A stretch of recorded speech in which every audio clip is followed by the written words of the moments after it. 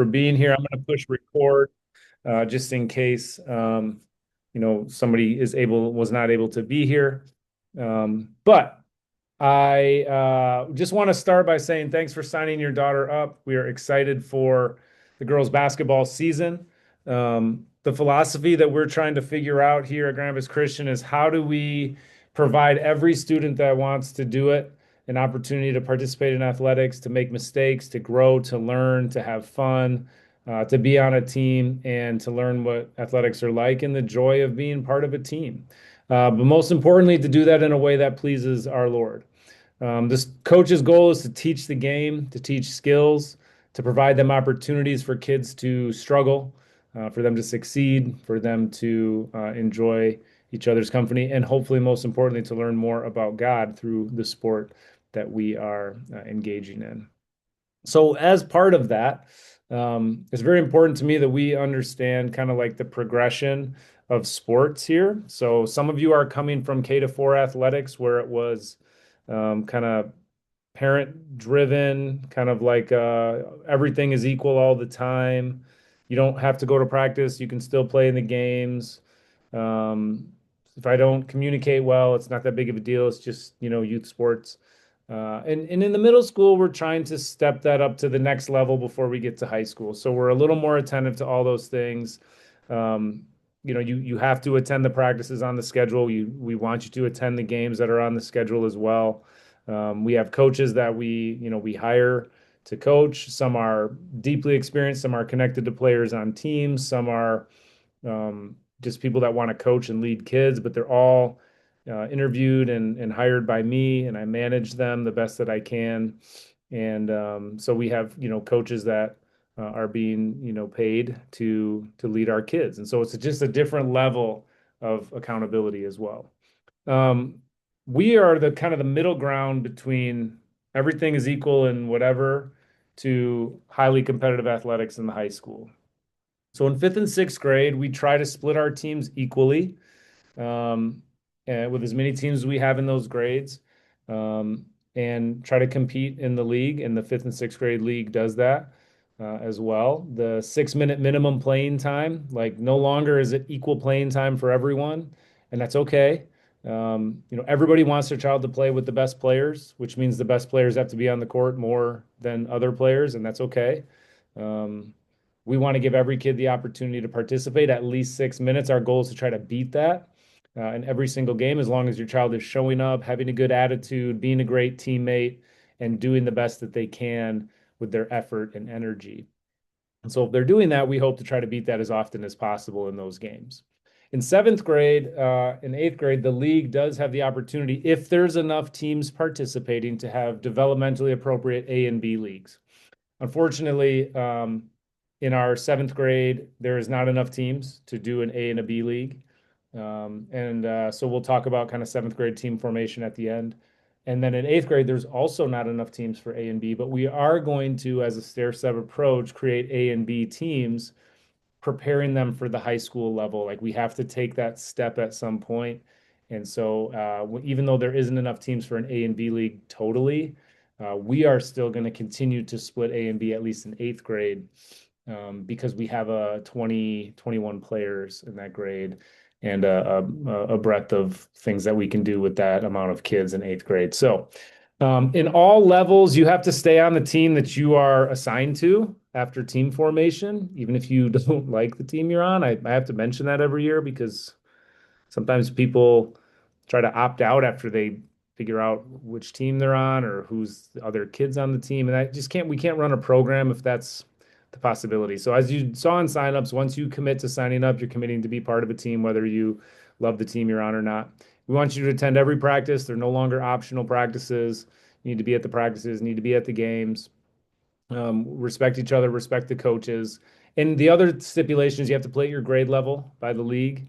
Those are just some basics or rules of like our program. And so we kind of, as we go up to seventh and eighth grade, we get a little closer to what it feels like to be a part of a high school team. Everybody still makes it, but we start to split in different ways before we get to the high school level where there's cuts and things like that. So that's kind of the stair step approach to how we get you from youth sports up to high school. What to expect with our season? Every player will be on a team, which means that every parent and student will be put on Team Snap after team formation. So Team Snap is something that many of you are familiar with through using this at our school. You're not on Team Snap yet, most likely, because you haven't been put on a team yet. That's what this week is for. We're going to do team formation. Once you are, your coach will load you onto Team Snap. You'll accept the invite. You'll have your rosters on there. You'll have the schedule on there. You'll get emails through there. You'll get reminders through there. It's a really good communication tool that we train our coaches to use. And so just wait for that at the end of this week, maybe this weekend, in preparation for the upcoming weeks. But you can expect to be added onto a Team Snap team. Practice schedules will be on there. In fifth and sixth grade, we attempt to do 3 meetings a week. Sometimes there will be four because if we have 2 games in a week, we only get one practice then. And just I've coached all the levels here, and I can just say from my own personal experience, the kids need practice. In practice, you get an hour and a half of playing time. In a game, some people might only get 6 minutes. So we don't want to short the practice time. And so even though 5, 6, our goal is to do 2 to 3 to do 3 practices or meetings a week, sometimes we will do four because I've just noticed that our fifth and sixth graders sometimes get less practice. And that's really not what they need at the 5, 6 level. And we're allowed to do up to 4 meetings a week in the league. We've just tried to keep it to 3, but I just feel like, especially in our our high skill sports like basketball, volleyball, we have to get that extra practice time in for the kids so that they can develop the skills necessary in the short time that we have with them. So in general, 3, sometimes there will be a fourth day if you have 2 practices, 2 games or something like that. If there's only 1 game in a week, you'll just have 2 practices. So seventh and eighth grade, we always do 4 days a week whenever possible. We do not do 5, except maybe championship week. If you keep winning, we try to get you a practice in between each game. But usually it's 4 days a week, where obviously in high school it's 5 or 6 days a week. Game schedules are not quite finalized. We worked on them a lot over winter break with the league. Um, the first game, I can tell you for anyone, if the schedule does stay the way it is, the first game is on uh, January 20. And that's just for 2 of our teams, but everybody will play during that first week, that week of the 20th. So the 19th is Martin Luther King Jr. Day. We will not have school that day. There will be no games that day. But the remainder of that week is the week that you'll get at least your first game in as a team. So as soon as that's finalized, it'll get loaded onto your Team Snap page and you'll be able to see those things. There's one confusing thing about it is sometimes you could be the home team at Ada Christian, or you might even be the away team while playing at Grand Rapids Christian. Don't be fooled by that. Home and away is just the color jersey. The location is important to pay attention to. So if you're home, it doesn't always mean you're at Grand Rapids Christian. Okay. So just make sure you check that when you see your games. Any questions so far that I could answer for people? If you have them, you can just unmute yourself and ask, or you can type it in the chat. I don't see anybody has anything in there yet, but you can certainly do that. Um, when it comes to like communication about the season, once you're on a team, please communicate with your coach first. I love all of you, and I love your student athletes. But if I have to field all of the questions for all of the teams all of the time, it just doesn't work very well for me. I can't be attentive to all of that at the same time. So work with your coach. If your coach doesn't know how to help you, they'll come to me, and I'll help you out. So you can ask some questions about schedules or what to wear, or they'll email you every single week, so you know kind of what's going on with the team. They'll email you by 4 p.m. on Saturday every single weekend so that you have time to plan for your upcoming week. And of course, always check your Team Snap schedule. But if you have questions, please work with your coach. You've all been contacted by a coach in your grade, so you can ask them questions too, in the short term before you're put on a team. Okay, does anyone have a question about kind of the basic things that I've explained so far? I want to take kind of a shift here, so just any questions about that? No? Do we have practices and games during midwinter break? The answer is no, we do not. It's a great question. Midwinter break is a Friday and a Monday, so we do have practices on that Thursday. So if you're planning on leaving early, I'd encourage you to stick with your team and try to do that practice. But you'll know that ahead of time if you have a practice that day or not, because you'll see it on your schedule. And then we do come back, Monday we don't have school, but we do, I think, have maybe even have games that first Tuesday after. So we will not practice over the break. Other questions? It's a great question. Okay. So I want to talk about kind of the passionate part of sports that have become like a passion of mine. So there's really two avenues to this. It's like how we parent and lead um, is important, and like how we help our kids understand what sports is about. Like we often think it's about winning, but I would just challenge you. I've been challenged by some reading I've done, and I'd love you to write this down. But Away Game by Brian Smith and Ed Uzinski is a Christian parent's guide to the youth sports world. It's fantastic. I'm going to send you guys a podcast that's about 30 minutes long where you can listen to these authors. The second podcast is Greg Olson, Youth Inc. He's an NFL tight end. He's like a color commentary guy on Fox Sports, but he has a podcast about all the things that we deal with as youth sport parents, right? And basically, he talks to like Pete Carroll and LeBron James and all these famous people, because he's a famous person, about the things that we deal with our kids in youth sports. And so there are two great places that I've become very aware of that are helping me become a better version of myself as a Christian parent, because Greg Olson is also a Christian, sends his kids to Charlotte Christian School. And so he just does a fantastic job. So those are two great resources I'd encourage you to get involved in. Away Game, I'll send you a podcast, and then also Greg Olson's Youth Inc. podcast. But these all have to do with how we lead. So first, I want to talk about working with coach, right? Like our coaches are wonderful people. They take on a very hard job for not a lot of money to teach. They love your child and they want to be part of your child's experience. Some of them are parents, some of them are college students, some of them are people from our community that just want to help lead and love kids in the sport of basketball. So they come from a variety of different levels of experience, a variety of different levels of playing experience. But what I can tell you about all of them is they want to help your child have a fun experience and learn more about basketball. And the number one goal that I give them is that we try to win every game and we compete to win every game, but that's not our number one goal. The measuring stick we want to use is, can we get our kids to understand that excellent attitudes, right? The way that they look people in the eye, the way that they care for other people and they respect their coach, their effort of physical and emotional effort is critical to success. So a great physical effort and a great emotional effort, mental effort, like focusing, paying attention to what the coach is saying. And then finally, how to be a great teammate. That's the measuring stick that we're trying to teach all of our coaches to use. Is that when you do those things and you get an A, so a report card, think of an A in physical effort and mental effort, you're probably having a lot of fun, right? Because you're going and you're doing your best. You're having an A in attitude. You're fun to be around. You're fun to coach. You're fun to play with. And if you're a great teammate, people feel lifted up and loved by you.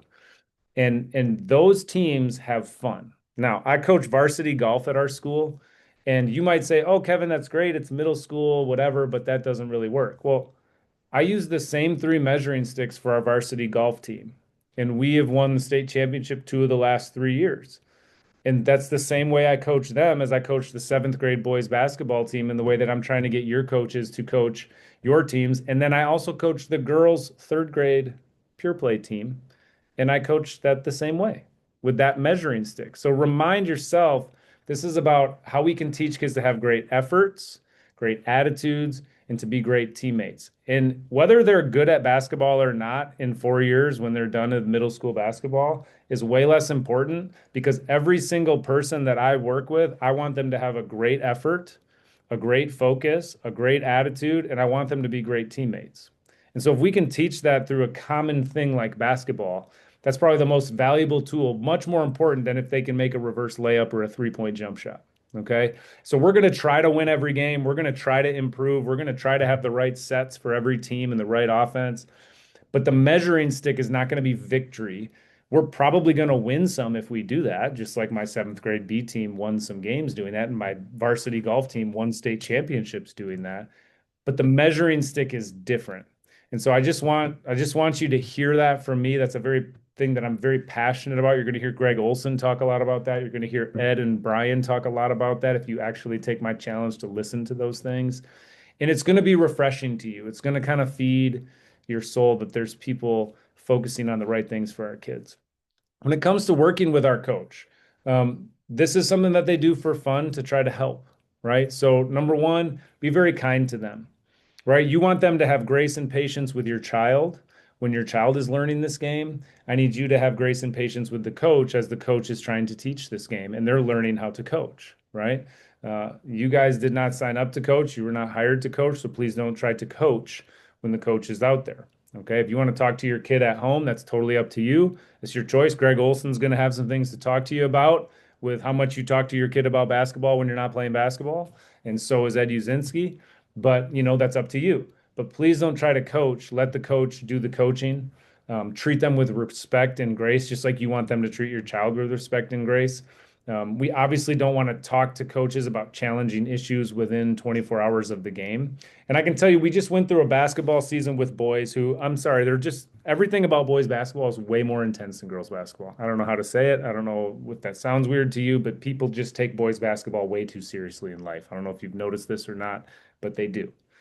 We just went through an entire season without one parent coming to me with a complaint or an issue or an inappropriate, like my son's not playing enough, or this coach has bad plays. We went through an entire season without one of those for the first time in my athletic directing career. Now, did we have good coaches? Sure. But it also was the balance that parents struck to say, like, the measuring stick should be different, right? Like, is my child learning these things that are way more important than a jump shot?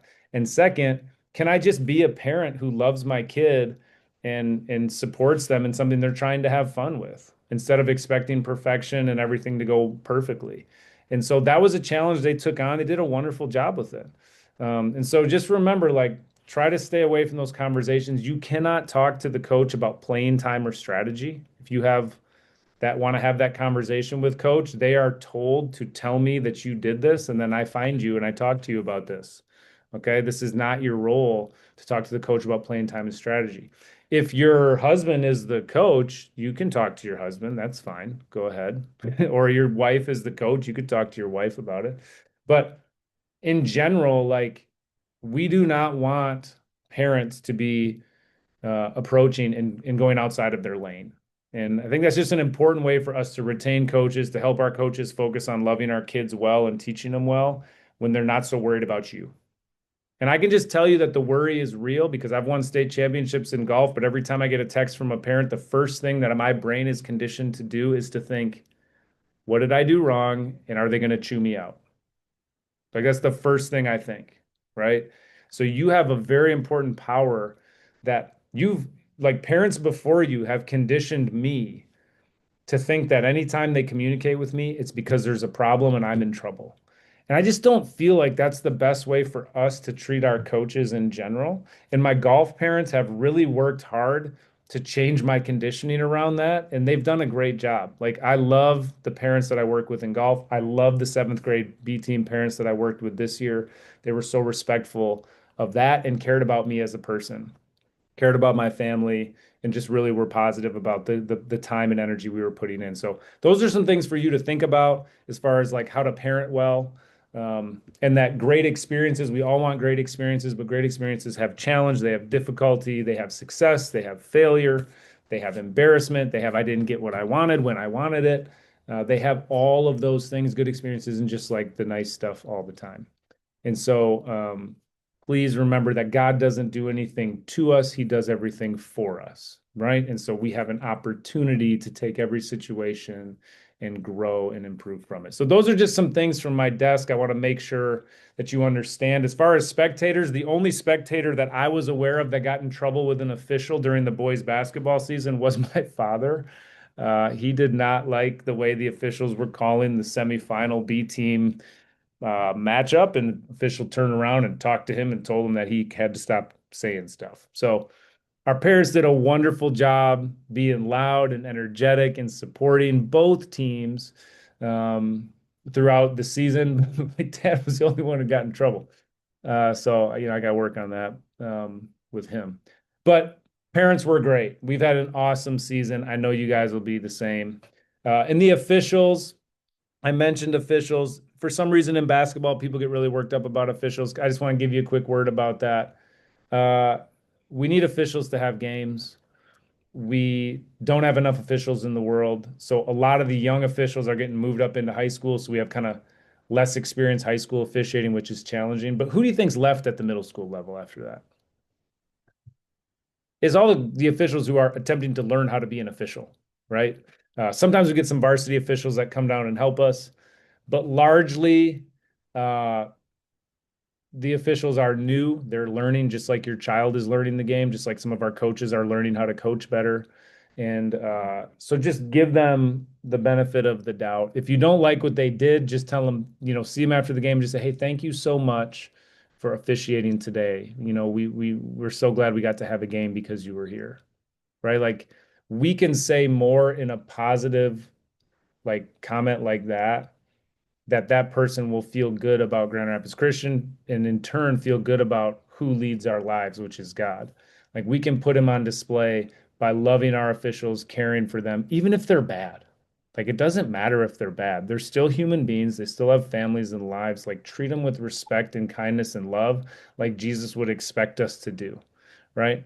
And so my encouragement to you is instead of being frustrated with an official, take all of that willpower that you have to try to explain to that official after the game, I am so glad that you were here today. Thank you for officiating in our school. We appreciate it. Right? Like that would say way more than anything else. So please make sure that you think about treating them well. I also want to say, Jim Voss, who's a teacher here that you all know very well, if you're from the middle school at all. Um, he explained something to me that I always explain to everyone now, which is about coaching from the bleachers. And he always said when he was a parent, he's a very experienced coach. He always knew what was right and wrong with baseball and basketball because he coached those things and played them his whole life.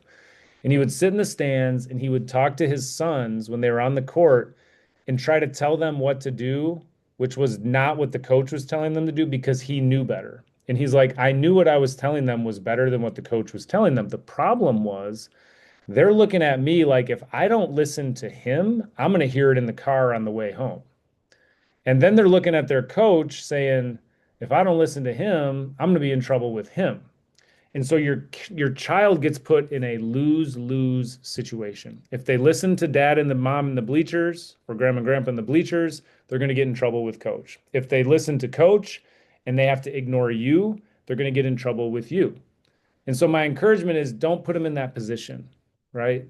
Let them play the game, let them be coached. Your job is to be positive and encouraging of the play that's out there.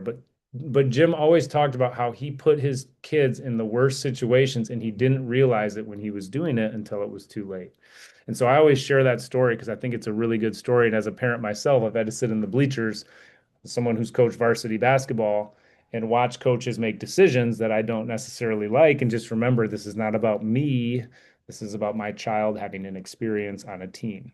And so I'm going to let him have that. And so those are just some reminders about officiating, about coaching from the bleachers, about our role as leaders, and what the measuring stick should be, right? We want attitudes, we want great efforts, mental and physical, and we want to teach our kids to be great teammates. Your coaches are going to be emphasizing that. Join us in emphasizing that. Check out the podcast that I send to you about it. The final thing is about club sports. If you have a soccer team or a volleyball team or something like that, I encourage you to be in control or in contact with your coach about that. We want you to do that. It's middle school. Be involved in lots of things, okay? But we want it to slant in our favor because we have a short season. So if you have 3 practice conflicts, we'd like 2 of those to go our way.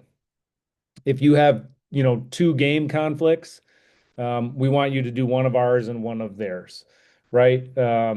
And a lot of times, like even Kobe Buffkin, if you know who that name is, he played for the Atlanta, was drafted by the Atlanta Hawks. He now plays for the Lakers organization.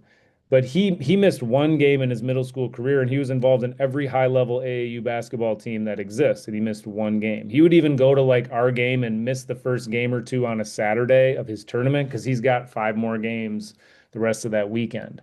And so they were just really big on like, we want to support the school. We want to support the program. When Kobe plays, kids get excited. So, we want to play. And I would just encourage you to take the same thing. If he can do it and still reach the highest level, I'm pretty sure you can do it and reach whatever level, you're hoping to reach too. And so just I want to encourage you, like, we want you to play club. We want you to do those things. Try to be even with the split or slant it slightly in our favor for the 8 weeks that we're together. It means a lot to our program, and it's why our programs are typically very strong from here through the high school level. So that's just kind of a general reminder. If you have questions about that, let me know. As far as team formation, that all started today. The coaches will assess the students the best they can, who's the best players, who's the players that are newer, who's the players in the middle, so they can try to create those equal teams. When it comes to eighth grade, they'll try to figure out who the top players are in the grade and try to place them together. But also, there may be some kids based on position that get pushed to a B team because maybe there's already two or three point guards, and your daughter is also a point guard, and they're not going to get a lot of playing time at point guard. So we want to give them playing time. We might put them on the B team if they're not going to play a lot on the A team. We'd rather they play all the time, like on the B teams that I coach. So kids got to play all the time that wouldn't have played very much on the A team. And that was a big benefit to them. And so they're trying to figure all of those things out with all of the kids' best interests in mind. Fifth grade, we're going to have two teams. We have 22 players. Sixth grade, we're going to have one team. There's 10 players. Seventh grade, we're going to have two teams. There's 15 players.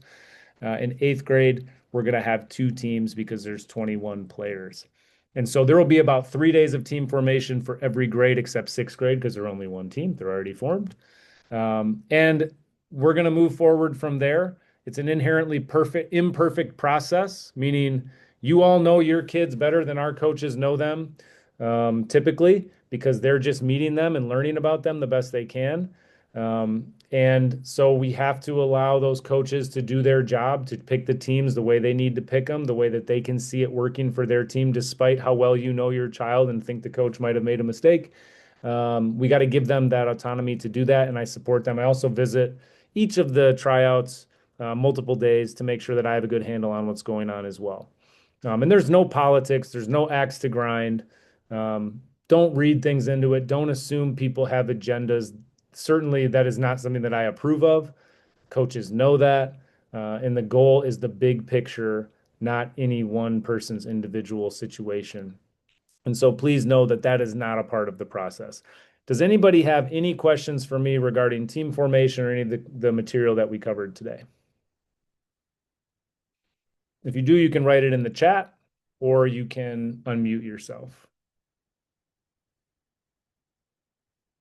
Little Monarchs, did you raise your hand? Can you unmute and ask?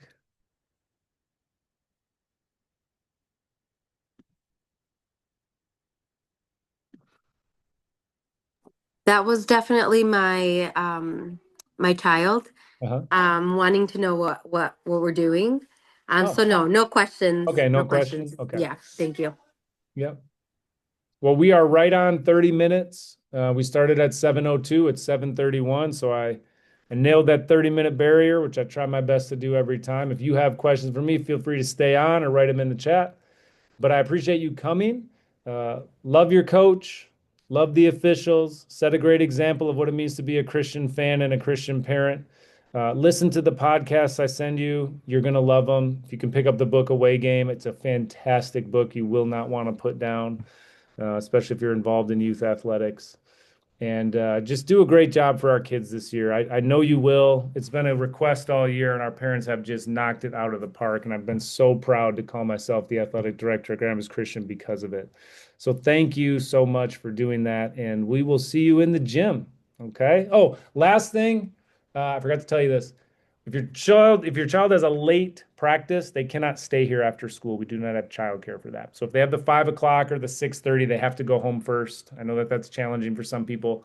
Don't be afraid. I had 4 kids in my house. Every day we had practice late. Just let kids come over to your house, carpool them back. The kids love it. That's what my son and his friends remember most is hanging out and eating all the food in my house for an hour before they went back to practice. So invite kids to your house, help with carpooling, be that person that's willing to do that for other people. And it will really enrich the season and make it more fun for you too. Thank you so much for being here. Have a great night.